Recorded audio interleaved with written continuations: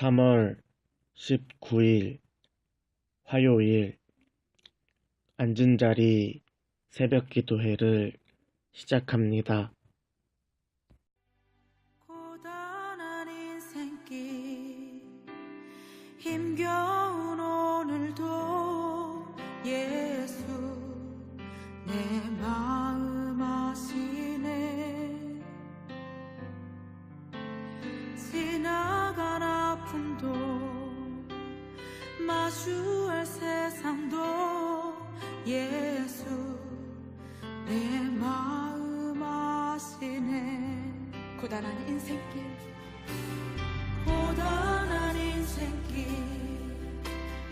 힘겨운 오늘도 예수 내 마음 아시네. 지나간 아픔도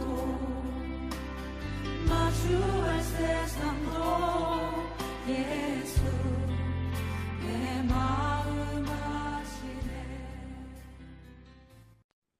오늘 우리에게 주신 하나님의 말씀은 마태복음 18장 1절에서 10절까지입니다. 그때 제자들이 예수께 나와 이르되 천국에서는 누가 크니까? 예수께서 한 어린아이를 불러 그들 가운데 세우시고 진실로 너희에게 이르노니 너희가 돌이켜 어린아이들과 같이 되지 아니하면 결단코 천국에 들어가지 못하리라. 그러므로 누구든지 이 어린아이와 같이 자기를 낮추는 사람이 천국에서 큰 자니라. 또 누구든지 내 이름으로 이런 어린아이 하나를 영접하면 곧 나를 영접함이니 누구든지 나를 믿는 이 작은 자 중 하나를 실족하게 하면 차라리 연자 맷돌이 그 목에 달려서 깊은 바다에 빠뜨려지는 것이 나으니라. 실족하게 하는 일들이 있음으로 말미암아 세상에 화가 있도다.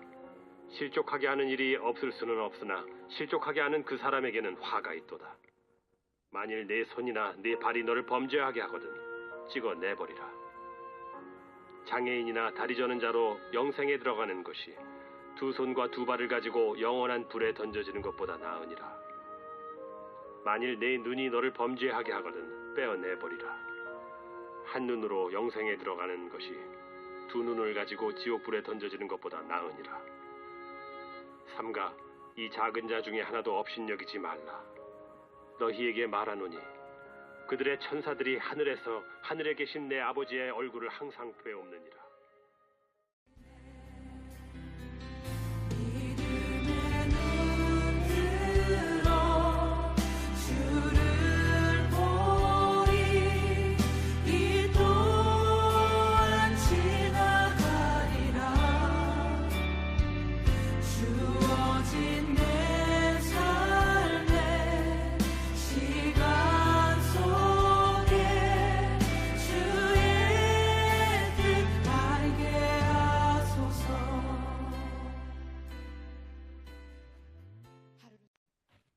오늘부터 마태복음 후반부가 시작됩니다. 오늘 말씀 1절에 보면 제자들이 예수님 앞에 우르르 몰려옵니다. 그리고 예수님께 한 가지 질문합니다. 예수님, 천국에서는 누가 큰 사람입니까? 다른 번역으로 보면 누가 가장 위대합니까? 하는 질문입니다.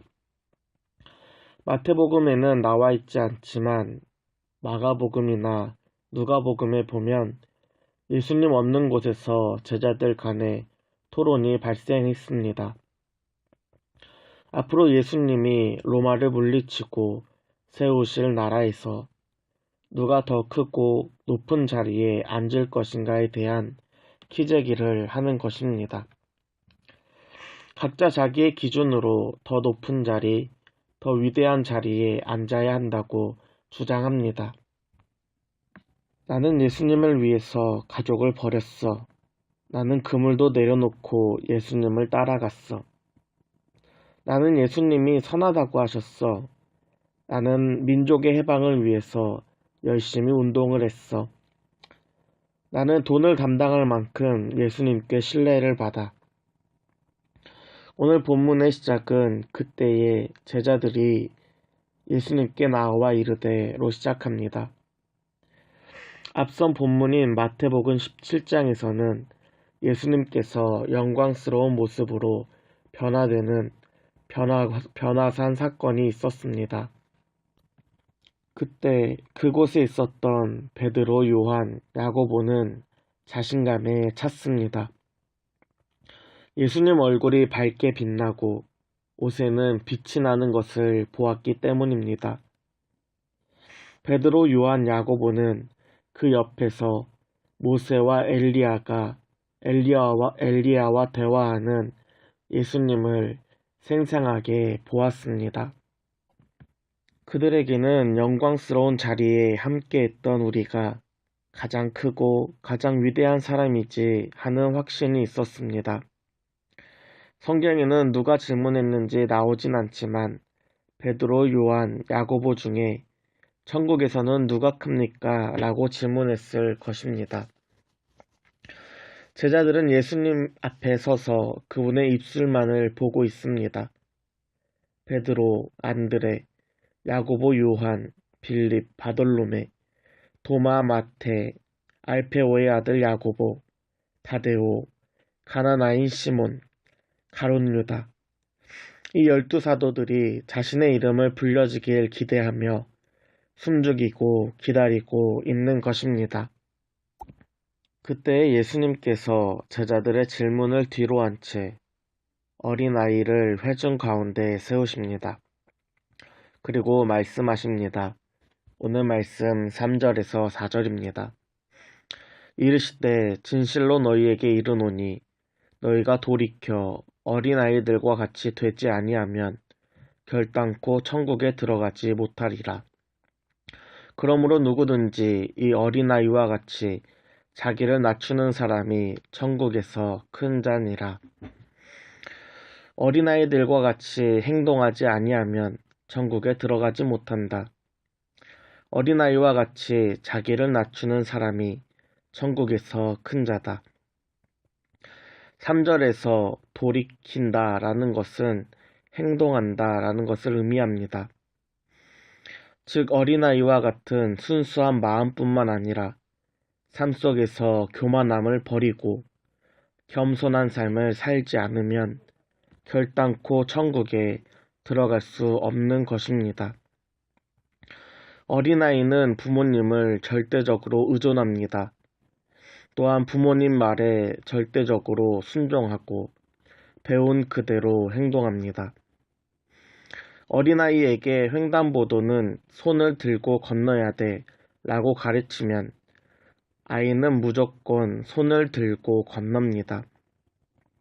어떠한 타협과 양보가 없습니다. 손을 들고 건너라면 지금 횡단보도 앞에 차가 없어도 아이들은 손을 들고 건넙니다. 이렇듯 구원에 대하여 하나님께 향한 절대적인 의존, 순종, 그리고 말씀대로 행하지 않으면 천국에 들어갈 수 없는 것입니다. 사도들의 관심사는 천국에 들어가는 것이 아니라 누가 위대한 자리에 앉게 될 것인가에 있었습니다. 이를 위하여서 자신들의 행위와 공적들을 이야기하며 따졌습니다. 그러나 위대함의 기준은 자리가 아니라 자세입니다. 지난 주일 청년부에서 신입생 환영회가 있었습니다. 새롭게 들어오는 신입생에게 부장님이 환영사를 준비하셨습니다. 한 영화의 대사를 인용하며 우리가 돈이 없지 가오가 없냐, 그리스도인으로서 가오를 잡자 라고 말씀하셨습니다. 그리스도인의 가오, 그 위대함이 어디서 나타날까요? 그리스도인 정치인일까요? 그리스도인 재벌일까요? 기독교적 기업에 그 위대함이 있을까요? 전혀 그렇지 않습니다.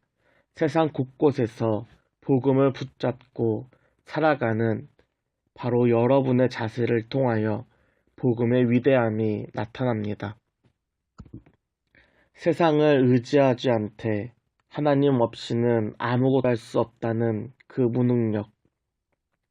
수많은 정보와 지식에는 귀를 막되 오직 예수님 말씀에는 아멘하며 반응하고 붙잡는 순수함. 죄를 끊을 수만 있다면 내 손이라도 자르겠다는 필사적인 각오. 나는 굶을지언정 내 앞에 지나가는 거리는 절대 지나칠 수 없는 이웃 사랑의 정신. 이러한 자세야말로 하나님 나라에서 가장 위대한 자들의 모습입니다. 그리스도인은 세상에서 실족하는 사람들입니다. 예수 그리스도께서 먼저 세상에서 고난을 당하셨기 때문입니다. 그분의 길을 가는 우리 앞에는 무수한 시험과 고난, 박해와 어려움이 기다리고 있습니다. 우리는 그리스도인이라는 이유만으로 삶에서 고난을 받고 있습니다. 혹시 직장에서 여러분이 그리스도인이라는 것을 들키신 분이 있습니까? 그 순간부터 양보해야만 할 것 같고 손해를 감수해야만 할 것 같아 보입니다. 또한 아직 밝히시지 않으신 분들도 있습니다. 그러나 그 마음속에 내가 그리스도인이라고 밝혔다간 앞으로가 더 힘들지 않을까 하는 두려움. 그렇다고 가만히 있자니 뭔가 불편한 마음들이 있습니다. 우리는 지난주 주일 설교를 통하여서 사용할 수 있을 때 아끼지 말고 더 사용하자라는 말씀을 들었습니다. 오늘 말씀을 빗대어서 이 땅에 실족할 수 있을 때 몸 사리지 않고 실족당하길 바랍니다. 이 땅에서 손해볼 수 있을 때 주저없이 손해보길 바랍니다. 또한 이 땅에서 섬길 수 있을 때 종의 모습까지 낮아져서 섬기길 바랍니다. 이것이 우리에게 영광이 되고 은혜가 될 것입니다. 오늘도 하나님 안에서 그리스도인의 자세로 살아가길 축복합니다. 세상에서는 가장 작지만 하나님 앞에 가장 큰 자가 되길 바랍니다. 함께 기도하겠습니다. 고단한 인생길 힘겨운 오늘도 예수 내 마음 아시네. 지나간 아픔도 마주할 세상도 예수 내 마음 아시네. 고단한 인생길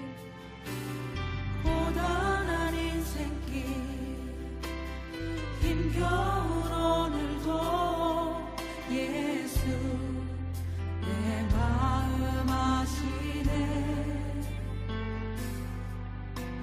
지나간 아픔도 마주할 세상도 예수 내 마음 아시네. 믿음의 눈 들어 주를 보리. 이 또한 지나가리라. 주어진 내 삶의 시간 속에 주의 뜻 알게 하소서.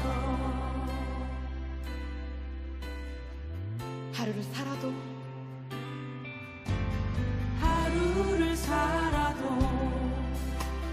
기쁨으로 가리. 예수 늘 함께 하시네. 후회도 염려도 온전히 맡기리. 예수 늘 함께 하시네.